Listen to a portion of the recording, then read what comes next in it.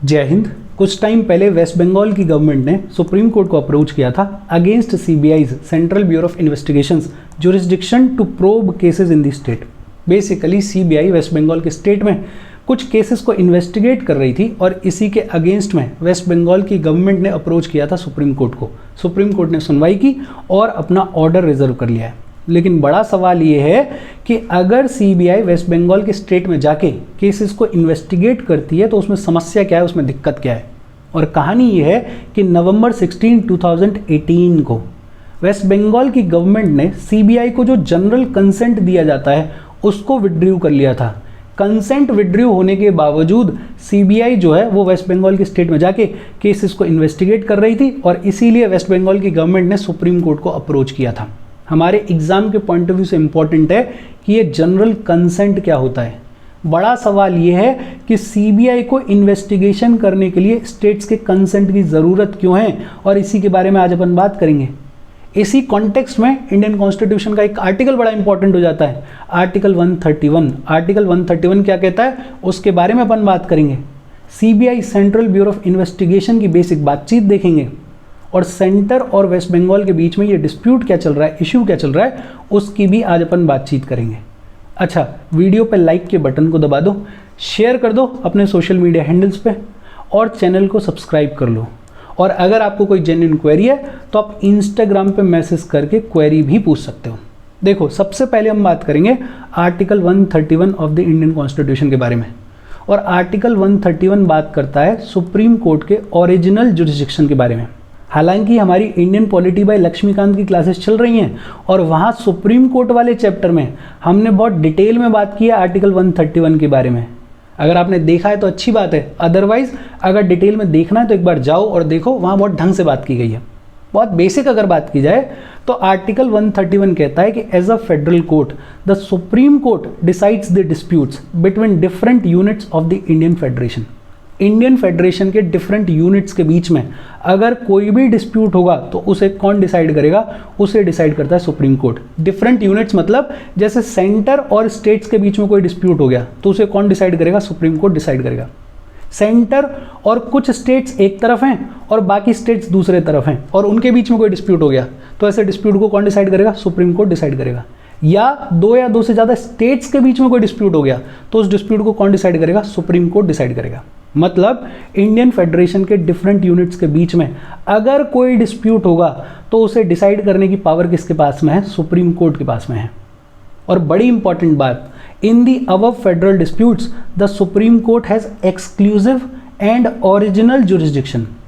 Exclusive का मतलब है कि किसी दूसरे और कोर्ट के पास में पावर नहीं है इन फेडरल डिस्प्यूट्स को डिसाइड करने की, सिर्फ सुप्रीम कोर्ट इन केसेस को डिसाइड कर सकता है।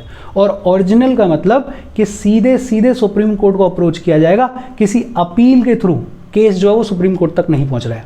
बड़ी सिंपल सी बातचीत करता है आर्टिकल 131। अब सवाल ये आता है कि ये सेंट्रल ब्यूरो ऑफ इन्वेस्टिगेशन क्या है, सीबीआई क्या है। सीबीआई के अगर ओरिजिन की बात करें तो 1941 में गवर्नमेंट ऑफ इंडिया ने सेटअप किया था स्पेशल पुलिस एस्टेब्लिशमेंट को। 1941 में गवर्नमेंट ऑफ इंडिया ने स्पेशल पुलिस एस्टेब्लिशमेंट को सेटअप किया था और इस स्पेशल पुलिस एस्टेब्लिशमेंट का काम था ब्राइबरी और करप्शन के केसेस को इन्वेस्टिगेट करना। उस टाइम पे एक डिपार्टमेंट हुआ करता था, वॉर एंड सप्लाई डिपार्टमेंट। ये जो वॉर एंड सप्लाई डिपार्टमेंट था इसके अंडर फंक्शन करता था स्पेशल पुलिस एस्टेब्लिशमेंट। फिर 1946 में एक और एक्ट लाया गया, Delhi special police establishment act. और इस Delhi special police establishment act के थ्रू स्पेशल पुलिस एस्टेब्लिशमेंट का control war and supply department से लेकर ट्रांसफर कर दिया गया होम डिपार्टमेंट को। फिर हमें आज़ादी मिल गई और फाइनली 1963 में सीबीआई को एस्टेब्लिश किया गया by a government resolution. Ministry of Home Affairs एक रेजोल्यूशन लेकर आई और उस रेजोल्यूशन के थ्रू सीबीआई को एस्टेब्लिश किया गया 1963 में। रेजोल्यूशन से एस्टेब्लिश किया गया, इसका सीधा सा मतलब ये है कि सीबीआई जो है वो कॉन्स्टिट्यूशनल बॉडी नहीं है। कॉन्स्टिट्यूशन का कोई आर्टिकल बात नहीं करता सीबीआई के बारे में, और ना ही सीबीआई स्टैट्यूटरी बॉडी है। मतलब कि कोई एक्ट ऑफ पार्लियामेंट भी नहीं लेकर आया गया था इस सीबीआई की बॉडी को एस्टेब्लिश करने के लिए। एक रेजोल्यूशन या एक तरीके से बोलें तो एक गवर्नमेंट ऑर्डर के थ्रू एस्टेब्लिश किया गया था सीबीआई को इन 1963। और इसी एस्टेब्लिशमेंट के साथ ये जो स्पेशल पुलिस एस्टेब्लिशमेंट हुआ करता था, इसको भी सीबीआई में मर्ज कर दिया गया और बाद में सीबीआई का जो कंट्रोल है वो होम डिपार्टमेंट से लेके मिनिस्ट्री ऑफ पर्सनल को दे दिया गया। ये अपन ने बात करी ली कि सीबीआई स्टैट्यूटरी बॉडी नहीं है, इसको एक रेजोल्यूशन के थ्रू सेटअप किया गया है। लेकिन सीबीआई को पावर्स कहाँ से मिलती हैं? सीबीआई को पावर्स मिलती हैं Delhi special police establishment act of 1946। ये जो एक्ट लाया गया था 1946 में, इस एक्ट के थ्रू पावर्स मिलती हैं सीबीआई को। आज की डेट में CBI is the main investigating agency. जो भी करप्शन के केसेस हैं और जो भी एडमिनिस्ट्रेशन में इंटीग्रिटी को मेंटेन करने से रिलेटेड है, अगर कोई एडमिनिस्ट्रेशन की इंटीग्रिटी को हार्म कर रहा है, नुकसान पहुंचा रहा है, तो उससे रिलेटेड जितने भी केसेस हैं उनको इन्वेस्टिगेट करने का काम किसका है? सीबीआई का है। देखो बड़ी सिंपल सी बातचीत की हमने। आर्टिकल 131 बेसिकली क्या कहता है कि अगर इंडियन फेडरेशन के डिफरेंट यूनिट्स के बीच में कोई भी डिस्प्यूट होगा तो उस डिस्प्यूट पर डिसीजन देने की, डिसाइड करने की पावर किसकी है? सुप्रीम कोर्ट की है। और सुप्रीम कोर्ट की ये जो पावर है ये एक्सक्लूसिव है और ओरिजिनल है। एक्सक्लूसिव मतलब कि कोई और दूसरा कोर्ट नहीं है जो कि ऐसे फेडरल डिस्प्यूट्स की सुनवाई कर सकता है, सिर्फ सुप्रीम कोर्ट सुनवाई करेगा। और ओरिजिनल मतलब सुप्रीम कोर्ट को सीधे सीधे अप्रोच किया जाएगा, वे ऑफ अपील, अपील्स के थ्रू नहीं पहुंचा जाएगा सुप्रीम कोर्ट तक। फिर हमने बात की सीबीआई के बारे में। सीबीआई के ओरिजिन की अगर बात करें तो 1941 में गवर्नमेंट ऑफ इंडिया ने सेटअप किया था स्पेशल पुलिस एस्टेब्लिशमेंट को। और ये जो स्पेशल पुलिस एस्टेब्लिशमेंट है, इसका काम था ब्राइबरी और करप्शन के केसेस को इन्वेस्टिगेट करना, और ये फंक्शन करता था वॉर एंड सप्लाई डिपार्टमेंट के अंडर। 1946 में लाया गया Delhi special police establishment act, और इसके थ्रू स्पेशल पुलिस एस्टेब्लिशमेंट का control war and supply department से लेके होम डिपार्टमेंट को दे दिया गया। फिर फाइनली 1963 में मिनिस्ट्री ऑफ होम अफेयर्स एक रेजोल्यूशन लेकर आया और उस रेजोल्यूशन के थ्रू सीबीआई को सेटअप किया गया और ये जो स्पेशल पुलिस एस्टेब्लिशमेंट था इसको मर्ज कर दिया गया इनटू सीबीआई। बाद में सीबीआई का जो कंट्रोल है वो होम डिपार्टमेंट से लेके मिनिस्ट्री ऑफ पर्सनल को दे दिया गया। सीबीआई स्टैट्यूटरी बॉडी नहीं है, लेकिन सीबीआई को जो पावर्स मिली हुई हैं वो पावर्स मिली हुई हैं Delhi special police establishment act of 1946 के तहत। मेन इन्वेस्टिगेटिंग एजेंसी है, जो भी करप्शन के केसेस हैं उनको इन्वेस्टिगेट करने का काम किसका है? सीबीआई का है। अब सवाल आता है why and when CBI requires consent of the states to prove cases. States में किसी भी केस के इन्वेस्टिगेशन को लेके सीबीआई को क्यों और कब स्टेट्स की कंसेंट, सहमति की जरूरत पड़ती है? देखो, Delhi special police establishment act of 1946 जिसके बारे में अभी हम बात कर रहे थे, उसका सेक्शन 6 ये कहता है कि central government can direct CBI to prove a case within jurisdiction of any state but only with the consent of the concerned state government. किसी भी स्टेट के जुरिस्डिक्शन में आने वाले किसी भी केस को इन्वेस्टिगेट करने के लिए सेंट्रल गवर्नमेंट सीबीआई को बोल सकती है, लेकिन ऐसा सिर्फ तब किया जा सकता है जब स्टेट गवर्नमेंट की कंसेंट हो, जब स्टेट गवर्नमेंट की सहमति मिले। अब सवाल ये आता है कि कंसेंट की ज़रूरत क्यों है सीबीआई के इन्वेस्टिगेशन के लिए? स्टेट गवर्नमेंट जो कंसेंट देती है सीबीआई को वो दो टाइप के होते हैं। एक तो होता है जनरल कंसेंट। जनरल कंसेंट का बड़ा सिंपल सा मीनिंग है, स्टेट ने सीबीआई को जनरल कंसेंट दी हुई है कि आपका जब मन हो, जिस केस में मन हो, आप आओ, इन्वेस्टिगेशन करो, बार बार स्टेट से परमिशन लेने की ज़रूरत नहीं है, मतलब खुली छूट दी हुई है सीबीआई को। और दूसरा होता है स्पेसिफिक कंसेंट।